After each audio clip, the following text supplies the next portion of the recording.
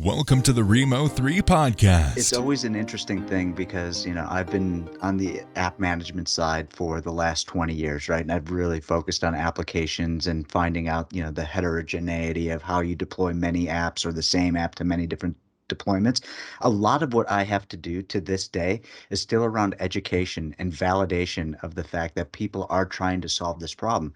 I assume when you started talking about security in 2016 and 2017, a big chunk of that was education.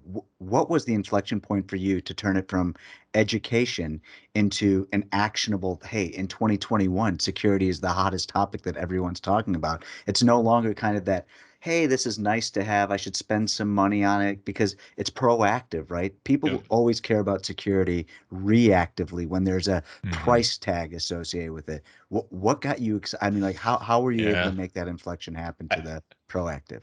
yeah, I think the inception for like how I knew it was important is because I knew VDI was everywhere, and the rise of ransomware and attacks and zero-day exploits were just going and going, increasing so much that like it could not be ignored. And VDI had been ignored up until that point. And really, I guess for like 15, 20 years, it wasn't really a focus. It was like always like, as long as you can get to it. But then what I realized, especially working with a lot of clients, is that's all their eggs and that's the basket, right? Yeah. Mm. So it's the whole enchilada is in that deployment. And I think that's where I was like, hey, I've got to let people know. I got to like, yell it from the mountains.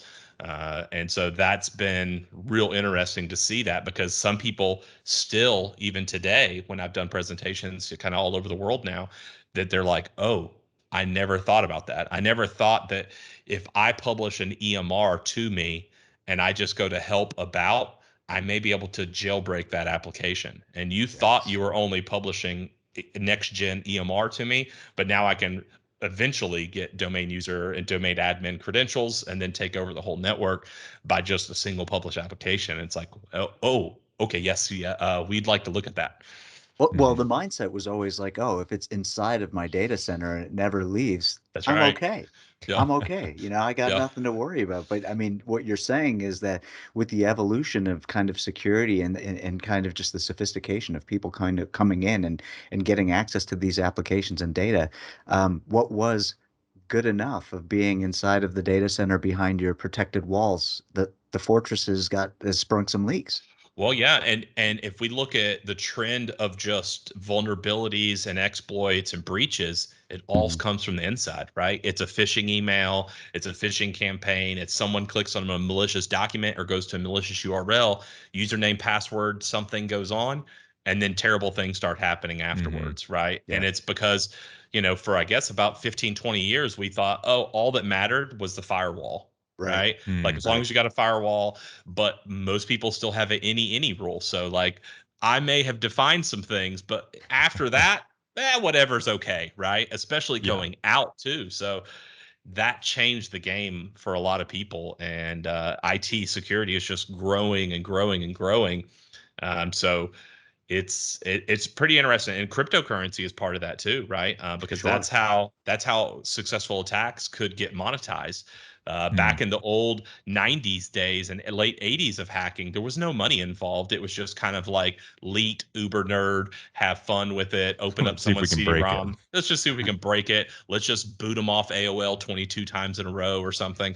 Like it was very benign, and it wasn't any, and the internet was so slow you couldn't really steal that much, right? Whereas Yeah. now it's so fast, it's really like ransomware is kind of like it's still a concern, but like some of the things that is rising is what's called stealer logs, where it's basically a keylogger that gets put on people's systems that just ET phones home and sends in username and passwords. And I can go on Tor and I can buy people's username and passwords that were used in less than 24 hours ago. So I know it's a hot identity, as a Right. Mhm. criminal. Whereas when I look at some of these, and you look at some of these exports, they're .mil, .gov, right? And they're big name companies. So there's single endpoints that are infected all over the world, hundreds of thousands of devices and into the millions. That's all it's doing. And so now attackers can be smarter because they used to just kind of spray and pray. Uh-huh. Yeah. Now they're like, let's just focus on customer X, right? And especially if there's some socio-political thing going on too, then it's really just that much worse. Thanks for listening to this episode of the podcast. If you'd like to know more about Rimo3, head over to Rimo3.com or find us on LinkedIn as Rimo3 Cloud. Make sure to subscribe and leave a review. We'd love to hear from you. Your thoughts on what was discussed, future topics, and more. Use hashtag Rimo3podcast and your topics could be covered on the show. Until next time.